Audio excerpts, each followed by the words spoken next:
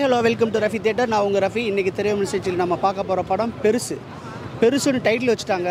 என்னமோ அட்வைஸ் பண்ணி தாலியை அருக போகிறாங்க அப்படி தான் நினச்சி வந்தோம். ஆனால் முழுக்க இது 2K கிட்ஸுக்கு வந்து பிடிக்கிற மாதிரி ஒரு படமாக எடுத்து வச்சுருக்காங்க தான் நம்ம சொல்ல முடியும். ஒரு 50 வருஷத்துக்கு முன்னாடி ஒரு படம் வந்துச்சு. படத்தோட பேர் மெட்ராஸ் டு பாண்டிச்சேரின்னு ஒரு படம். நாகேஷ் நடிச்சிருப்பாங்க. என்னென்னா படத்தில் வந்து மெட்ராஸ் பாரிஸில் வந்து பஸ் ஏறுவாங்க. அந்த பஸ்ஸு போய் நேராக போய் பாண்டிச்சேரியில் போய் நிற்கும் போது அந்த படம் முடிஞ்சிடும். ஸோ அந்த மாதிரி ஒரு ஸ்க்ரீன் ப்ளே பண்ணி அதுக்குள்ளேயே சென்டிமெண்ட் இருக்கும், அது முன்னாடியே காமெடி இருக்கும், அதுக்குள்ளேயே ஒரு லவ் ட்ராக் இருக்கும், அப்படிமா கொஞ்சம் அதுக்குள்ளேயே ஃபைட் சீக்வன்ஸோட போய் அழகாக முடிச்சிருப்பாங்க. இதுதான் வந்து நான் பார்த்ததில் வந்து ஒரு ஃபுல் லென்த் காமெடி படம்னு நம்ம சொல்ல முடியும். அதாவது ஒரே ஒரு லைன் எடுத்து பண்ணது. அதுக்கு அடுத்து இந்த படம் தான் பண்ணியிருக்காங்கன்னு நான் நினைக்கிறேன். அதுக்கே வந்து டேரக்டரை வந்து முதல்ல ஆட்ஸ்அப் சொல்லணும். ஏன்னா இந்த இளங்கோராம் அந்தளவுக்கு பண்ணியிருக்காப்புன்னு நம்ம சொல்ல முடியும். படத்தோட நாட்டை நம்ம சொல்லலாம். வயகரா சாப்பிட்றாரு ஒரு பெரியவர். ஏன்னா அவருக்கு ஒரு ஆசை இருக்குது, வயகரா சாப்பிடணும். வயகரா சாப்பிட்றாரு. வயகரா சாப்பிடும் போது அவர் வந்து வயகரா சாப்பிட்டோன்னே என்ன நடக்குமோ அவங்க ஹார்ட் அட்டாக் வந்து செத்துறாரு. அதை பார்த்தா நிற்குது.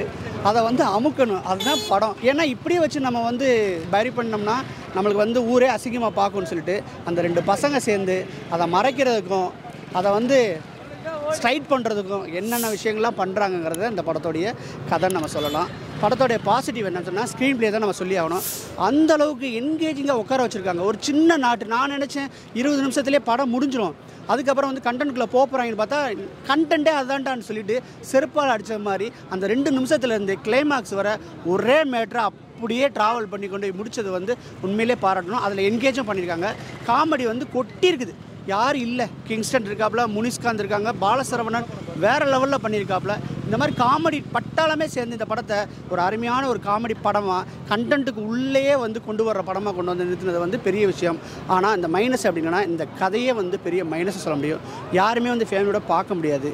ஆனால் காதலர்கள் வந்து கண்டிப்பாக பார்க்கலாம். ஏன்னா அந்த காதலன் வந்து அந்த காதலியை பார்த்தான்னா அவள் வெக்கப்படுறத பார்க்கலாம், அவள் ரசிக்கிறத பார்க்கலாம், அவள் வந்து சிரிக்கிறத பார்க்கலாம். இந்த மாதிரி சில எல்லா அம்சங்களும் சேர்ந்து இந்த படம் வந்து அமைஞ்சிருக்கிறது தான் நம்ம சொல்ல முடியும்.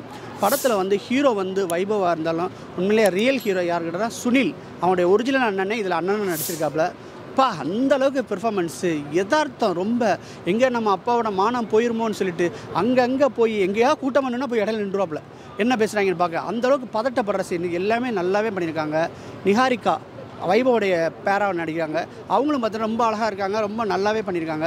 சாந்தினி தமிழரசன் அவங்களுமே அவங்க போர்ஷன் நல்லா பண்ணியிருக்காங்க. சினிமாட்டோகிராஃபி கூட இந்த படத்துக்கு என்ன தேவையோ அதை கச்சிதமாக பண்ணி வேறு லெவலில் பண்ணியிருக்காங்க.